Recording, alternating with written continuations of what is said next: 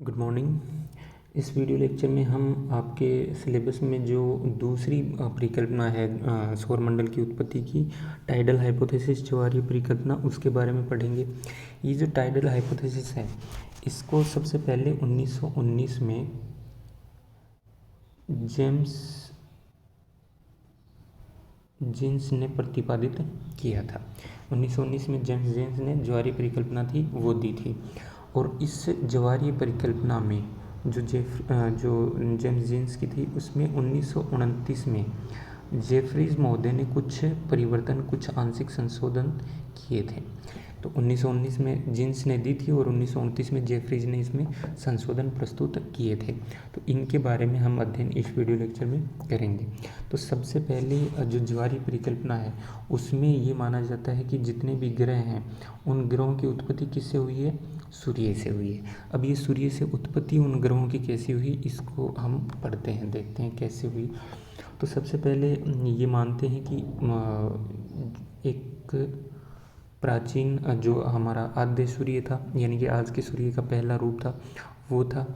उसके साथ ही इसके पास से उस टाइम एक दूसरा तारा गुजर रहा था, एक दूसरा तारा गुजर रहा था, और वो तारा आकार और आयतन में सूर्य से बहुत ज़्यादा बड़ा था। ठीक है, जो सूर्य के निकट से गुजर रहा था, तो जाहिर सी बात है इसकी आकर्षण शक्ति, इस तारे की आकर्षण शक्ति है वो सूर्य पर लगेगी। तो इस तारे के आकार और आयतन में सूर्य से बहुत विशाल होने के कारण इसका जो आकर्षण शक्ति है वो भी सूर्य से बहुत ज़्यादा थी, और सूर्य से बहुत ज़्यादा होने के कारण ये जब सूर्य के निकट से गुजर रहा था, तो सूर्य में क्या हुआ, एक सिगार के आकार का जो भाग है वो सूर्य से उसमें एक तरह से जवार उत्पन्न हुआ सूर्य से। इस सिगार के आकार के पदार्थों का एक तरह से जवार उत्पन्न हुआ सूर्य से। किसके कारण? इस दूसरे तारे की आकर्षण शक्ति के कारण। और ये जवार था, ये हज़ारों किलोमीटर लंबा था, और इसको बाद में जीन्स ने नाम दिया था फिलामेंट। यानी कि जो ये पदार्थ निकले थे सूर्य से इस दूसरे तारे की आकर्षण शक्ति के कारण, उसको क्या नाम दिया? फिलामेंट नाम दिया जीन्स ने। और बाद में ये माना गया कि ये फिलामेंट है, इन्हीं से हमारे जो ग्रह हैं और जो उपग्रह हैं उनका निर्माण हुआ। ठीक है, तो पहले एक बार हम वापस देख लेते हैं कि ये हमारा सूर्य है। अब मान लो ये पथ है उस दूसरे तारे का। ठीक है, तो पहले ये यहाँ पर दूर होगा, तो इसमें हल्का सा उभार आएगा।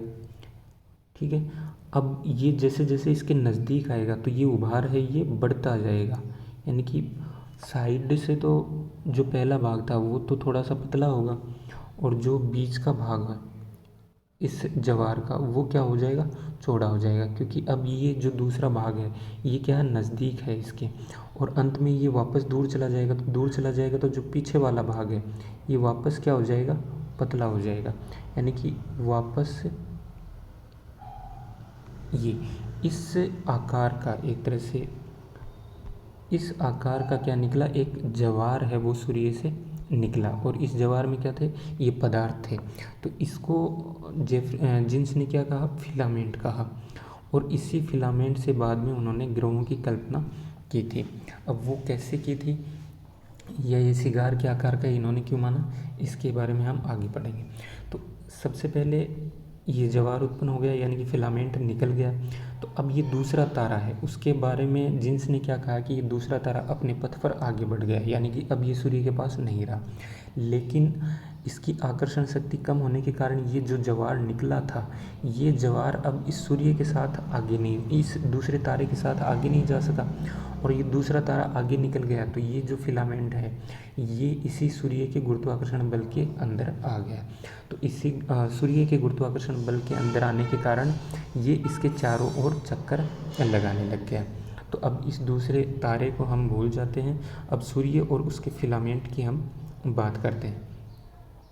ठीक है, ये सूर्य था, यहाँ से ये मान लो ये फिलामेंट निकल गया और ये इससे अलग हो गया था बाद में।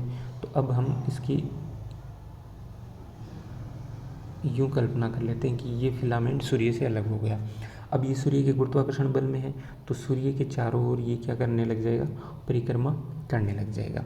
अब ये जैसे जैसे परिक्रमा करेगा तो ये जो फिलामेंट है ये ठंडा भी होगा, और ठंडा होने के कारण हमने क्या पढ़ा था, इसमें सिकुड़न भी होगी, इसमें संकुचन भी होगा, सिकुड़न होगी इसमें, और सिकुड़न जब होगी तो ये क्या करेगा, टूटेगा, और टूटेगा तो ये क्या बनाएगा, बाद में ग्रहों का निर्माण करेगा। यानी कि जब ये फिलामेंट सूर्य के चारों ओर चक्कर लगाना शुरू कर दिया इसने, तब ये शीतल होना शुरू हो गया, और शीतल होने से इसमें संकुचन हुआ, संकुचन से इसमें टूटन हुई, और टूटन से अलग अलग ग्रहों का निर्माण हुआ। ये जीन्स ने कहा था। अब इससे क्या है, ग्रह बन गए इस फिलामेंट से। अब ग्रह बनने के बाद क्या हुआ, उन ग्रहों पर सूर्य का गुरुत्वाकर्षण प्रभाव पड़ा। मान लो ये कोई सा ग्रह है, इस ग्रह पर सूर्य का गुरुत्वाकर्षण प्रभाव पड़ेगा, तो अब जो पुरानी प्रक्रिया हुई थी, सूर्य से जो फिलामेंट निकला था, वैसे ही इस ग्रह के कुछ भाग टूट जाएंगे, और टूटकर वो इस ग्रह के चारों ओर घूमने लग जाएंगे। तो ऐसे किसकी उत्पत्ति हुई, उपग्रहों की उत्पत्ति हुई। ये भी जीन्स ने कहा कि वो सेम प्रक्रिया है, उससे क्या उत्पन्न हुआ, उपग्रह उत्पन्न हुए। और उपग्रह उत्पन्न होने में किसका योगदान था, सूर्य के गुरुत्वाकर्षण बल का। तो ये उपग्रह की बात है। अब इसमें जो संशोधन किया था जेफरीज ने, वो क्या था कि जीन्स ने तो क्या माने, 2 तारे माने कि एक सूर्य और एक दूसरा तारा इसके साथ साथ घूम रहा था। जबकि जेफरीज जो थे, उन्होंने क्या कल्पना की कि एक तो पुराना सूर्य था, एक इसके साथ दूसरा तारा घूम रहा था, और एक तीसरा विशालकाय तारा इनके पास आ गया, और ये इस दूसरे तारे से क्या हुआ, टकरा गया। अब टकराने से क्या हुआ, ये टूट गया, इसके पदार्थ हैं वो बिखर गए, और बिखरने से क्या है, वो सूर्य के चारों ओर छिटक गए, और सूर्य के चारों ओर छिटकने के कारण सूर्य के गुरुत्वाकर्षण बल में आए। तो हम कह सकते हैं कि वो जो दूसरा तारा आया था, जो तीसरा तारा आया था सूर्य के साथ जो घूम रहा था, इसको तोड़ने वाला, वो आ गया, इसको तोड़ दिया। तो हम कह सकते हैं कि इससे बहुत सारा पदार्थ है वो टूट गया, और वो अब सूर्य के गुरुत्वाकर्षण बल में है। तो वो सूर्य के चारों ओर इस पदार्थ ने क्या हुआ, चक्कर लगाने शुरू कर दिए। ये किसने कहा, जेफरीज ने कहा। अब ये जो पदार्थ हैं ये क्या होने लग जाएंगे, संगठित होने शुरू हो जाएंगे, और इनके संगठन से बाद में क्या बनेंगे, ग्रह बनेंगे। तो 2 तारों की संकल्पना थी, तो वो किसने दी थी, जीन्स ने दी थी। 1929 में इसमें संशोधन किया। संशोधन किसने किया, जेफरीज ने किया। और जेफरीज ने क्या माना कि 3 तारों से हमारा जो सोलर सिस्टम है उसकी उत्पत्ति हुई। उसमें सूर्य के अलावा जो 2 तारे थे वो आपस में टकराए, उनके टकराने से कुछ पदार्थ है वो सूर्य के चारों ओर बिखर गया, बिखरने से वो सूर्य के चारों ओर चक्कर लगाने लग गया, और सूर्य के चारों ओर चक्कर लगाने के कारण बाद में वो संगठित होकर ग्रह बन गए और उपग्रह बन गए। तो इस प्रकार हमारा जो सौर मंडल है वो उत्पन्न हुआ।